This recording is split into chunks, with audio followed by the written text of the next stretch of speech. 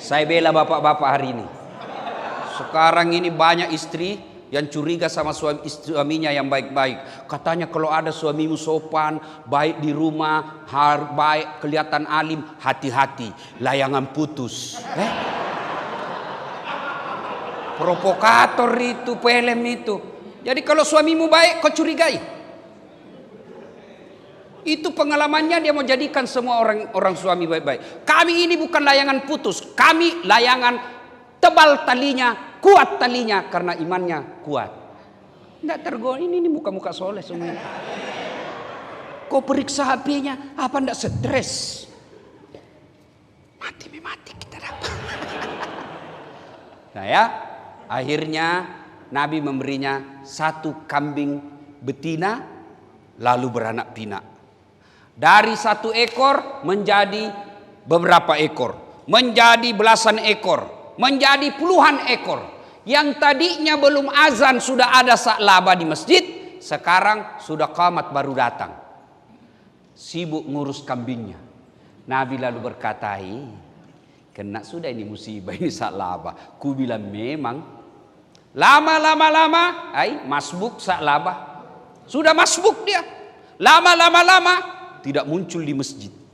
Kata Nabi, inna lillahi wa inna ilaihi rajiun. Kena sudah musibah-musibah. Apa yang saya cemaskan terjadi. Lama-lama turun perintah ayat untuk bayar zakat. Nabi sampaikan kepada sahabat, kamu pergi minta zakatnya Sa'labah. Datang, assalamualaikum warahmatullahi wabarakatuh. Ya Sa'labah. Waalaikumsalam warahmatullahi wabarakatuh. Apa kabar bro?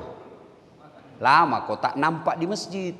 Kau dicarinya oleh Rasulullah. Sibuk bos. Kau lihat nih kambing-kambingku ini banyak sekali. Tidak bisa lagi kurus. Tak ada waktu ke masjid. Oh begitu. Tapi sekarang saya diperintah oleh Rasulullah untuk menagih pajak. Zakat. Keluarkan zakatmu. Mendengar ini, apa kata Sa'labah? Enak aja. Saya setengah mati kerja. Dari jam 6 saya sudah keluar. Kadang kala ceklok. Terlambat ceklok. Makan seadanya di kantor. Kerja setengah mati. Ini mata jadi buram lihat monitor laptop. Kamu datang minta 2,5%. Siapa kok? Begitulah kira-kira bahasanya Sa'labah. Saya setengah mati. Gara-gara ini kambing saya tidak datang jamaah. Kau datang-datang minta. Nah. Wah, disampaikan ini kepada Nabi. Nabi katakan innalillahi. Musibah sudah Sa'labah. Utus kedua kalinya tetap tidak mau. Utus ketiga kalinya tetap tidak mau. Lalu Nabi katakan sudah, tidak usah lagi kau minta. Selesai. Akhirnya turun ayat. Ayat itu kurang lebih menyindir Sa'labah. Yang kurang lebih menerjemahkan bahwa ada di antara kalian ketika miskin hamba Allah, kaya hamba harta. Ayat ini disampaikan Sa'labah. Sa'labah, ada baru ayat turun seperti ini. Miskin hamba Allah, kaya hamba harta. Kau aja dikena ini di Madinah. Satu-satunya ayat menyindir kau. Kau ini dah kena. Sa'labah istighfar. Astagfirullah. Lalu dia ambil zakatnya. Dia bawa ke Nabi. Ya Rasulullah, mohon maaf. Terima zakatku. Apa kata Nabi? Terlambat mi bos. 3 kali kusuruh toh, kau kasih malu saya. Sudah, bawa pulang itu. Kalau orang Bugis bilang, Andre lecilaka. Makan mako itu semua. Makan mako sama-sama kulit-kulitnya. Wafat Rasulullah. Sa'labah mulai goyang ekonominya. Dia datang lagi bawa zakat kepada Abu Bakar Siddiq. Kata Abu Bakar, mohon maaf. Nabi tidak berani, Nabi tidak menerima zakatmu. Manalah saya berani. Makin goyang ekonominya. Wafat lagi. Abu Bakar diganti oleh Umar bin Khattab. Ya Amirul Mukminin, terima zakatku. Apa kata Umar? Nabi tidak terima. Abu Bakar menolak. Manalah saya berani. Akhirnya sejarah membuktikan Sa'labah bangkrut dan mati dalam kekufurannya. Na'udzubillah min zalik. Itu bahayanya zakat, Pak. Bapak tahu namanya zakat. Zakat itu ayatnya bukan minta. Ambil. Kalau minta ada 2 pilihan. Dikasih, alhamdulillah. Tidak dikasih, ya namanya kau minta. Tapi namanya ambil, mau tidak mau ambil. Pada zaman Nabi, pada zaman Khulafaur Rasyidin, itu ada pasukan khusus penagih zakat. Kenapa? Bukan kau yang punya. Kamu memang kerja di PLN dari pagi sampai sore, kadang-kala lembur. Tapi ingat, ada haknya orang miskin di dalam hartamu itu. Berapa? Cuman 2,5%, tidak cukup 3. Kata Allah, ambil deh 97,5, ambil semuanya. 2,5% kasih fakir miskin yang tadi beasiswa. Dan itulah yang kau miliki. Yang deposito, mobil, rumah, belum tentu bapak punya. Nih ibu-ibu nih, yang banyak emasnya, tidak dikeluarkan zakatnya. Hati-hati kau ibu, pakai behel. Bingkai kacamatanya emas, semua cincin berlian. Ibu meninggal, siapa yang pakai? Siapa yang pakai? Anak pret, istri kedua.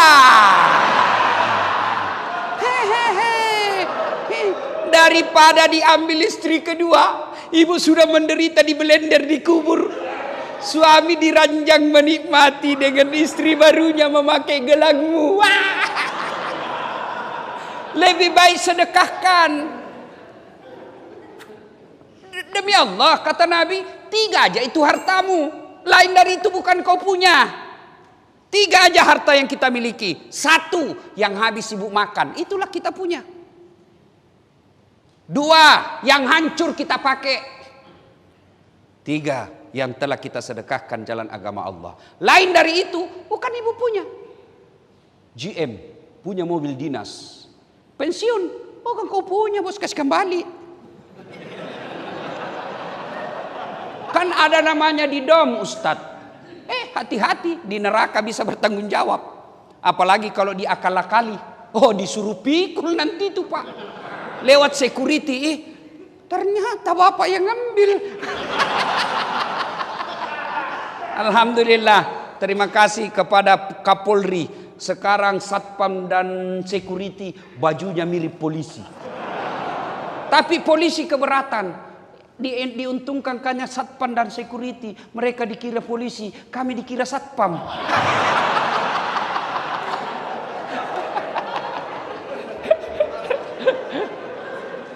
Nah, ibu bapak saudara-saudara sekalian, saya kasih contoh ya, supaya lebih gampang kita bicara zakat. Ya.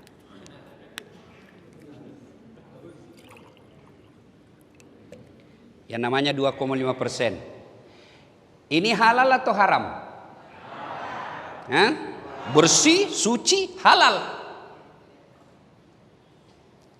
Inilah gajinya bapak sebulan. Yang bekerja dan wajib negara memberi gaji. Halal. Ini. Tapi di sini ada haknya orang 2,5%. Yang kalau tidak dikeluarkan, maka dia mengotori seluruh harta yang halal tadi. 2,5% mengotori yang 97,5% jadi kotor ketika tidak dikeluarin. Nah, ini halal. Tapi karena tidak bayar zakat yang 2,5%, bapak celupkan jari-jari di kloset. Tahu toilet ibu? Kan ada air-airnya di situ kan? Nggak usah yang ada kuning-kuningnya. Bersihkan dulu yang kuning itu. Kira-kira ibu mau ndak ambil 1 tetes yang sudah sudah ndak ada kuning, celupin. Ibu ambil 1 tetes saja dari situ, masukin di sini. Ibu mau minum? Bapak mau minum? Mau? Begitulah logika berpikirnya orang yang enggan membayar zakat, yang hartanya tadi caranya dia peroleh secara halal. Karena dia tidak membayar zakat, seluruh hartanya jadi kotor. Karena hartanya menjadi kotor, dimakan menjadi anaknya kepala batu. Dimakan istrinya, istrinya jadi pembangkang, tidak tahu aturan. Dimakan suaminya, mentalnya mental perselingkuh. Kenapa? Yang membentuk darah dagingnya adalah barang haram, meskipun dia peroleh secara halal, tapi karena dia tidak keluarkan zakatnya menjadi haram. Contoh lagi. Pisang. Itu? Ya macam-macam bayangkan Pak. Pisang. Ini dibeli. Halal. Kalau saya beli ini 100% saya punya. Apakah setelah 100% saya punya semua saya makan? Apakah semua saya makan? Tidak. Apanya yang saya buang? Kulitnya. Buang. Inilah zakat. Kalau ada orang bekerja tidak mengeluarkan zakatnya, maka sama dia makan ini buah dia beli dengan kulit-kulitnya. Kalau kulit pisang masih lembut, kulit duren, maka yang saya dengar informasi dari Pak GM, pegawai di sini baru 72% yang bayar zakat dan sedekahnya di Baitul Mal PLN. Yang lebihnya itu dia makan durian dengan kulit-kulitnya.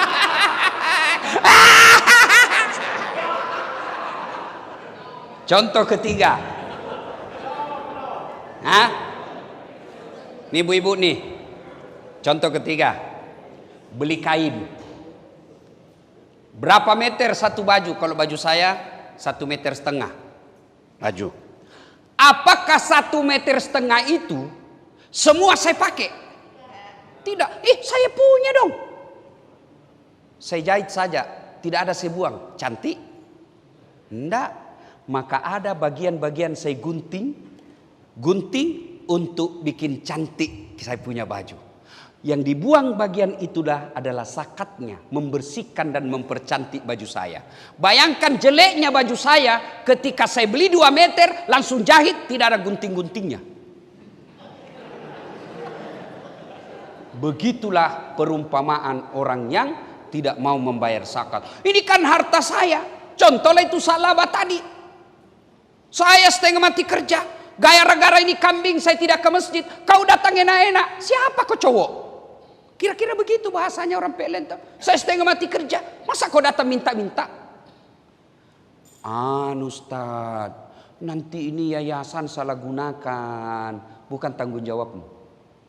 Yang penting kau keluarkan. Dan orang yang menyalahgunakan zakat, hati-hati bos. Hati-hati. Pelihara anak yatim. Anak yatimnya tetap sengsara, ketua yayasannya yang kaya. Hati-hati. Maka zakat itu sangat diperhatikan. Bapak tahu ada ayat yang saya yakin Bapak semua hafal. Siapa yang hafal itu ayat? Semua hafal. Al-Ma'un, pendusta agama. Satu di antaranya yang enggan membayar zakat. Hati-hati.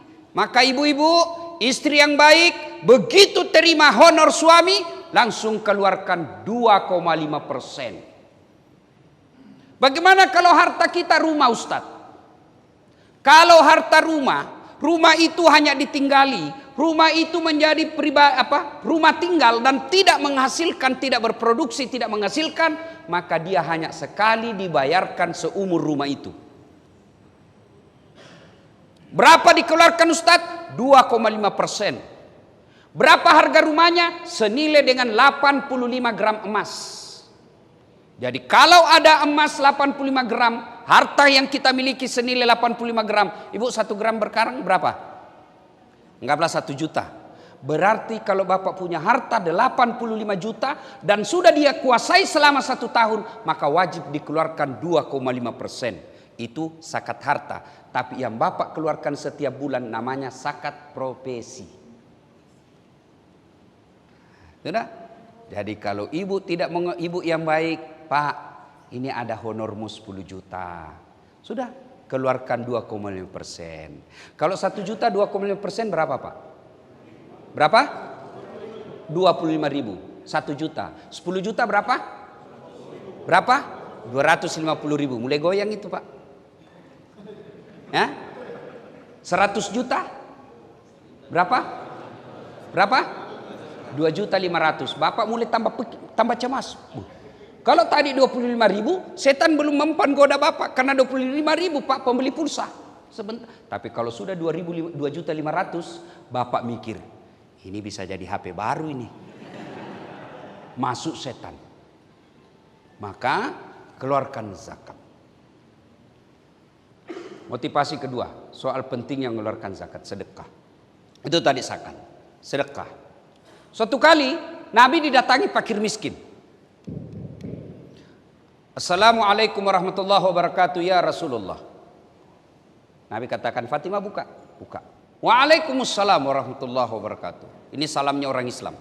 Jadi Bapak jangan ringkas-ringkas salam. Kecuali SMS. Kalau SMS Bapak ringkas ya namanya SMS. Tahu SMS? Pesan singkat. Namanya ya jadi disingkat lah. Ada juga itu baru belajar agama 2 bulan. Oh enggak boleh. Haram. Selama Bapak tulis dengan niat bahwa itu salam, Assalamualaikum warahmatullahi wabarakatuh, namanya SMS yang tidak boleh kalau kau ucapkan. Tidak boleh ringkas-ringkas. Samlek. Apa samlek? Assalamualaikum. Tidak boleh itu. Ustadz, aswabar. Apa swabar? Assalamualaikum warahmatullahi wabarakatuh. Tidak boleh. Kalau SMS namanya pesan singkat. Jadi salamnya kita jangan singkat. Bapak tahu enggak ketika ke Madinah Nabi? Ibu-ibu tahu ketika ke Madinah. Begitu sampai di Madinah diusir dari Mekah beliau hijrah. Perintah pertama kata Nabi apa? Upsus salam. Tebarkan salam. Baik salam secara lisan maupun salam dalam arti menjadi rahmatan lil alamin. Jadi kalau ibu salam sama suami, Assalamualaikum warahmatullahi wabarakatuh. Gimana kabar bang? Ya. Tapi kalau sama suaminya, Assalamualaikum. Di mana kau? Di kantor. Bohong. Coba video call. Kayak kita saja tahanan. Ya ketawa, saya serius ini. Ada juga itu. Bapak juga kalau telepon di sini. Ayo, salam. Mana ibu? Rumah. Kayak menginterogasi. Sekalinya sama sekretarisnya Pak GM bagus betul salamnya. Assalamualaikum. Waalaikumsalam. Jadi salamnya orang Islam, Assalamualaikum warahmatullahi wabarakatuh. 3 itu doa di dalam Pak. Assalamualaikum, semoga Anda selamat. Selamatnya bukan cuma siang, selamatnya bukan cuma malam, selamat selamanya. Kalau Bapak doakan orang selamat, jangan cuma malam. Apa artinya selamat malam? Berarti Bapak doakan saya sengsara pagi. Assalamualaikum. Semoga Bapak selamat. Warahmatullahi, rahmat Allah menyertaimu. Kasih sayang Allah menyertaimu. Wabarakatuh, berkah Allah menyertaimu. Apa itu berkah? Hartanya sedikit tapi selalu fisabilillah. Itu namanya berkah. Cuma biasanya kita orang baik-baik salam, Assalamualaikum warahmatullahi wabarakatuh. Kita cuma salam. Ulama salam baik-baik, lengkap, tidak dihargai. Burung beo, Assalamualaikum, Assalamualaikum, 15 juta harganya Pak. Ini ulama khotbah 30 menit, bagus lagi ayatnya, 150.000. Pelan-pelan juga bos. Nah, Nabi lalu berkata, Fatimah buka. Buka. Ya Rasulullah, saya sudah lapar sekali nih kasihan. Sudah beberapa kali saya tidak ketemu roti dan makanan lainnya. Adakah bisa dimakan di rumah ya Rasul? Kata Rasulullah, maafkan saya. Saya pun dalam posisi lagi tidak ada makanan di rumah. Saya juga lagi tidak ada duit. Saya miliki. Fatimah, tolong berikan orang ini jubah saya. Tahu jubah ibu? Tahu jubah? Itu orang Arab kalau pakai baju, baju dulu kan di dalam, baru di luarnya ada, ya kan? Itu namanya jubah. Kebalikannya baju. Ya kan? Jubah, baju. Nah, ya. Itu kebalikannya Superman. Kalau Superman, celana dalamnya di luar. Kalau Dasat Latif, celana dalamnya di dalam. Bayangkan kalau saya ceramah celana dalam saya di luar, Pak. Apa anda orang bilang sudah gila itu ustaz, lama sudah kasihan sakit itu. Ya kan? Nah, jubah. Lalu Nabi memberinya jubah. Hanya ini yang saya bisa berikan kepadamu. Pelajaran pertama. Pak, kalau ada orang datang minta tolong ke rumah, mengucapkan saja itu sudah berat. Jangan sampai kasihan dia pulang, sudah malu, tidak bawa lagi pertolongan. Kalau dia minta 1 juta dan bapak pikir tidak mungkin dia bisa utang ini. Karena ada juga itu Pak, hobi utang. Dan hobi tidak mau bayar. Karena dia bilang banyak aja uangnya itu. Utangmu bos, bayar. Masa miliarder begitu, utang saya 2 juta saya harus bayar? Bayar karena kewajiban. Masa Pak GM utang 500 ditagih? Bayar, utang. Ada orang hobi begitu. Maka ketika orang datang ke rumah dan kita yakin dia tidak bisa bantu, tidak bisa bayar itu kalau dikasih utang 10 juta, paling tidak jangan permalukan dia. Hargai, ya sudah, saya seperti itu. Datang saya lihat, tidak mungkin dia bisa bayar ini, tidak masuk di akal. Maka, Dek, saya tidak bisa kebantu, tapi ini saya kasih. Kalau misalnya utang Ustadz 2 juta, saya lihat-lihat, waduh agak berat juga saya kasih. Sudah, supaya dia tidak malu pulang, saya kasih kau 250.000, tidak usah utang, ini hadiah dari saya. Supaya dia pulang tidak kecewa. Ibu-ibu juga begitu. Kalau ada orang datang mengutang, ibu tidak punya duit, kasihlah kue. Kasihkah baju, kasihkah kudung, yang penting ada kita kasih. Ibu-ibu kan rajin sedekah sama tetangganya. Nak, ada itu kue di kulkas, bawakan tante di sebelah daripada basi. Nanti mau basi baru diingat Pak Ustaz. Nah, Nabi begitu, tidak bisa memberi makanan dan duit, maka Nabi memberinya ini. Nah, yang menerima jubah itu lalu dia ke pasar.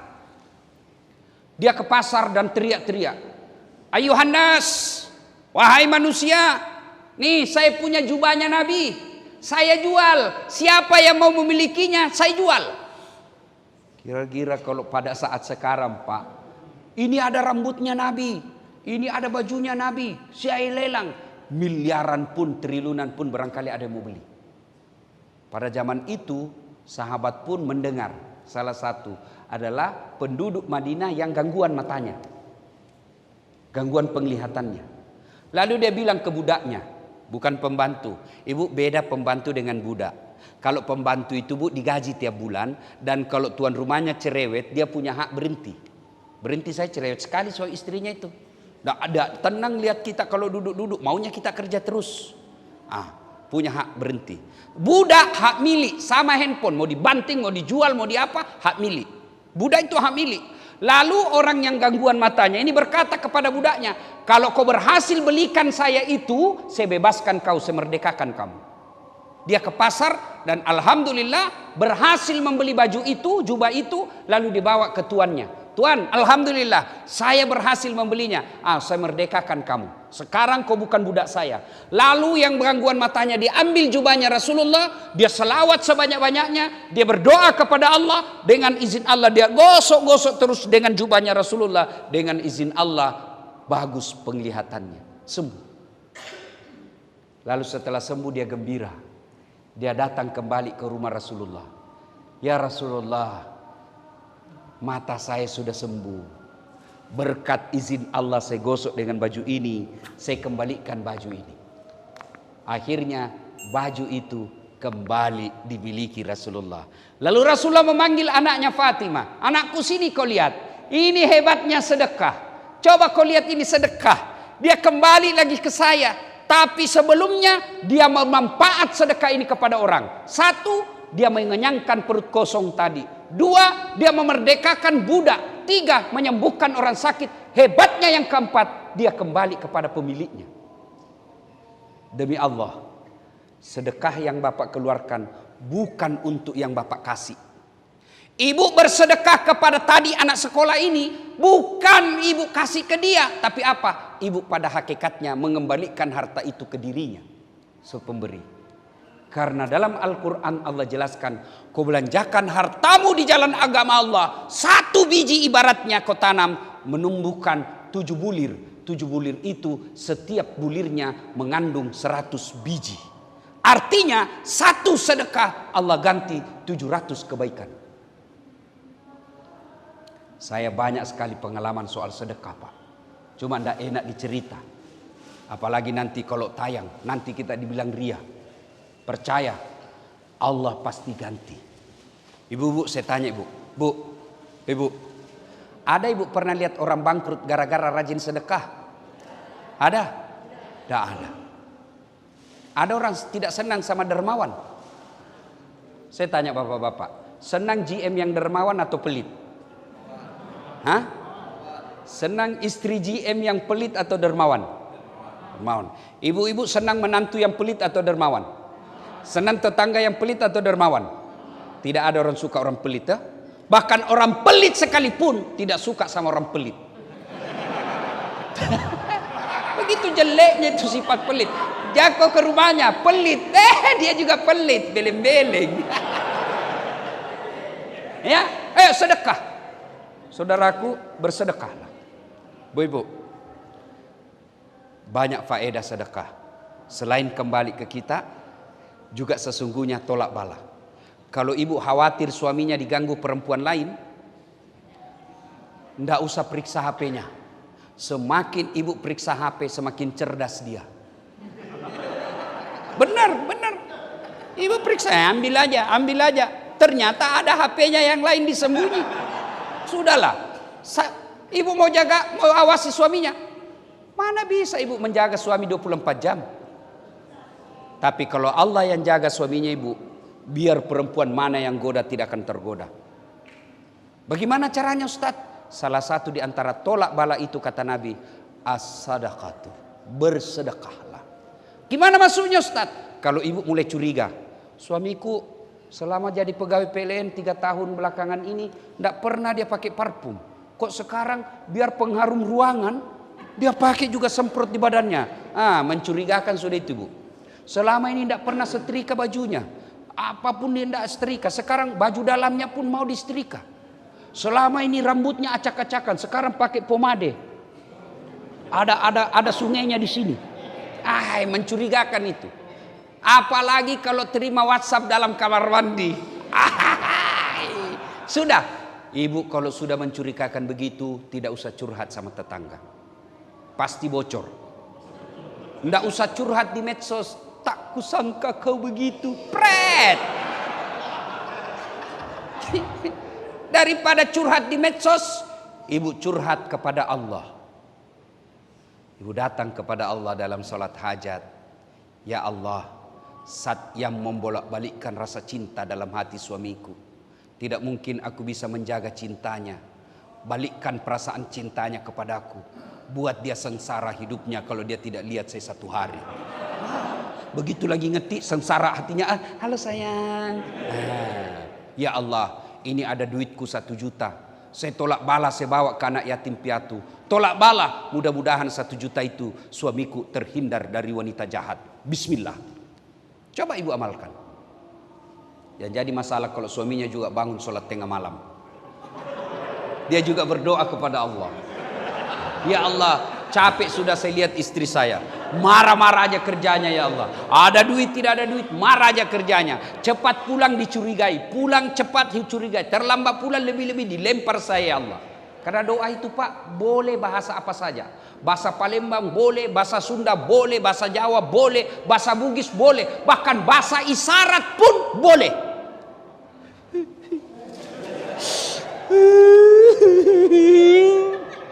Bahasa isyarat lagi sengsara hatinya. Sudah, ya Allah, ada duitku 1 juta, saya tolak bala. Mudah-mudahan 1 juta ini istriku ikhlas saya kawin lagi. Bingung malaikat, yang mana ku kabulkan? Ayo sedekah. Ibu-ibu kemana-mana dokter belum sembuh, Memang bukan dokter yang menyembuhkan kita. Bapak-bapak, kemana-mana dokter tidak sembuh-sembuh, bahkan dokter apa ya? Memang bukan dokter sembuhkan kita. Dan saya Pak GM, sepanjang hidup saya belum pernah ketemu dokter yang hebat.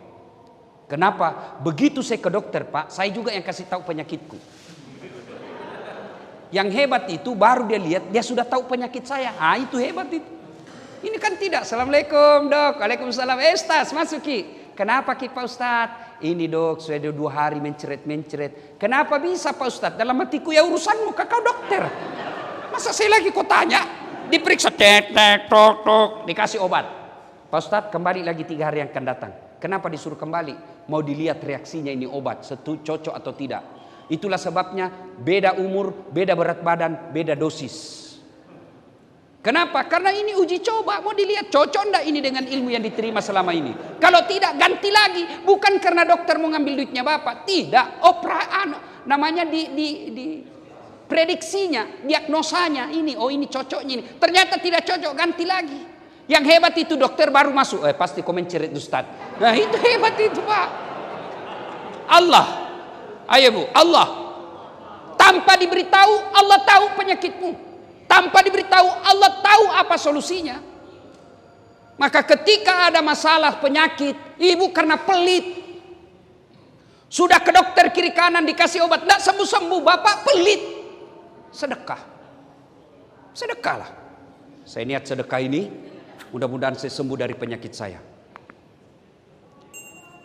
Dan itu banyak sekali keajaiban yang mereka diberikan terapi sedekah, sembuh dengan sedekah. Apa susahnya Allah menyembuhkan orang sakit? Sedekah. Karena waktu yang terbatas. Yang ketiga, Bapak masuk surga atau neraka itu bukan karena orang masuk surga karena tidak punya dosa. Saya ulang, ibu, orang masuk surga itu bukan karena tidak punya dosa. Kalau orang tidak punya dosa masuk surga, syaratnya maka tidak ada isinya surga. Adakah manusia tidak ada dosanya? Ada. Semua orang punya dosa Pak. Jangankan kita yang hidup zaman medsos, sedikit-sedikit lihat lagi postingan. Kita tidak mau lihat tapi orang pancing kita. Dikirim ke grup. Dilihat dosa, tidak dilihat barang bagus. Zaman Nabi tidak ada mall. Zaman Nabi tidak ada medsos. Zaman Nabi tidak ada internet. Semua itu peluang-peluang dosa ini semua hidup kita. Pada zaman Nabi tidak ada itu. Tapi apa Nabi tidak punya dosa? Nabi Adam berdosa ibu. Apa dosanya Nabi Adam? Makan buah khuldi. Nabi Ibrahim pernah berdosa. Kenapa? Waktu diadili Raja Namrud dia berbohong. Bukan saya hancurkan patung. Dosa. Nabi Nuh dosa. Kenapa? Gagal didik anak dan istrinya. Nabi Yunus dosa. Kenapa? Dia pernah sangka buruk kepada Allah. Dia tinggalkan tugasnya sebagai da'i. Dia tinggalkan, dia pergi ke laut. Itu para nabi.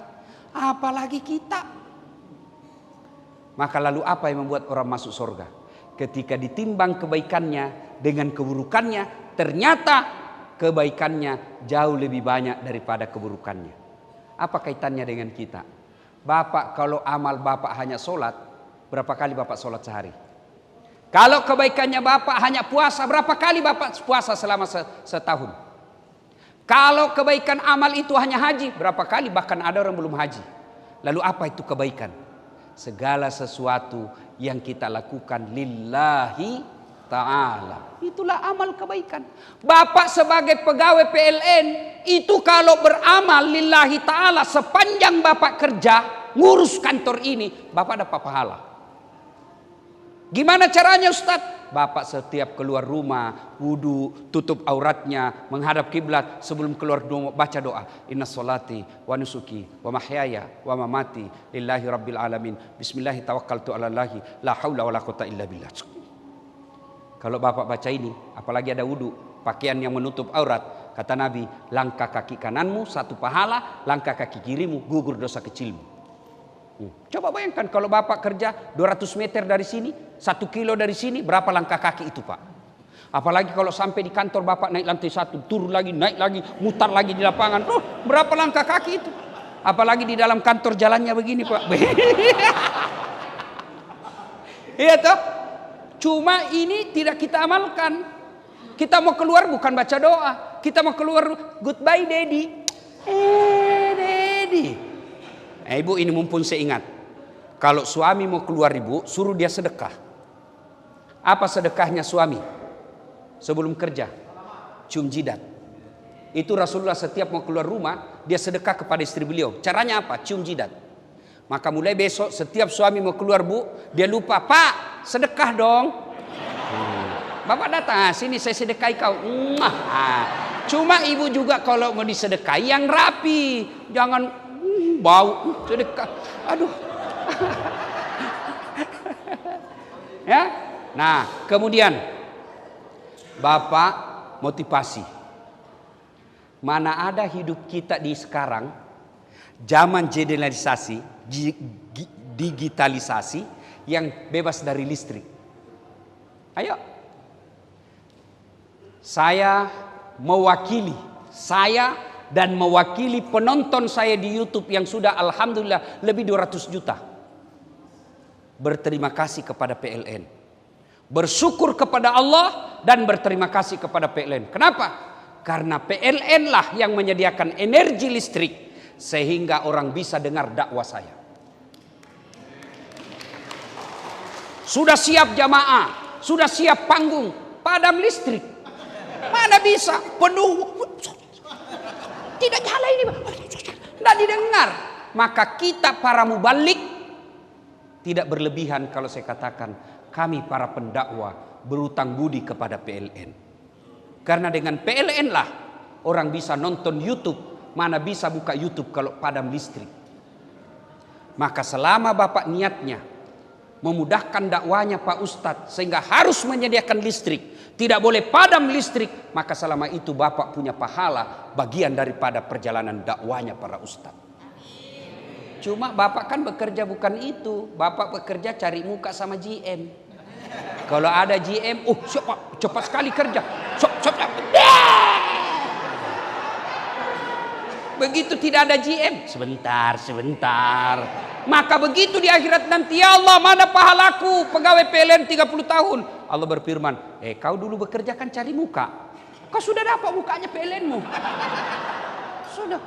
Maka kalau orang yang bekerja lillahi ta'ala, gaji tiap bulan dia dapat, pangkat jabatan dia terpenuhi, juga dia dapat pahala di akhirat kelak sebagai pelayan daripada untuk kebaikan umat.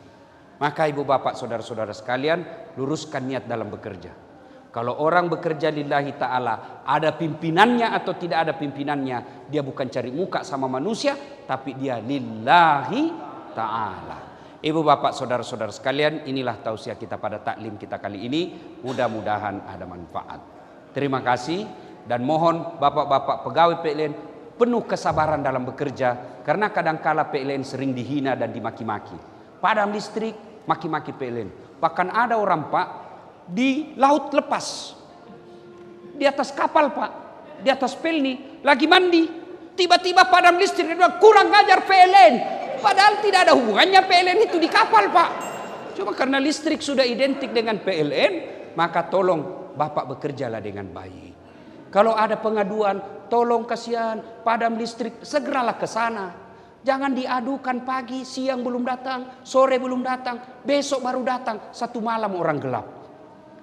Padahal Bapak digaji oleh negara untuk melayani kami ini.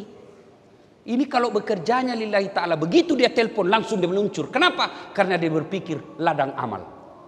Terutama masjid. Bapak kalau perlu satroni itu masjid. Jangan sampai ada masjid akhirnya dakwanya kacau gara-gara tidak tersedia listrik dengan baik. Mudah-mudahan ada manfaat.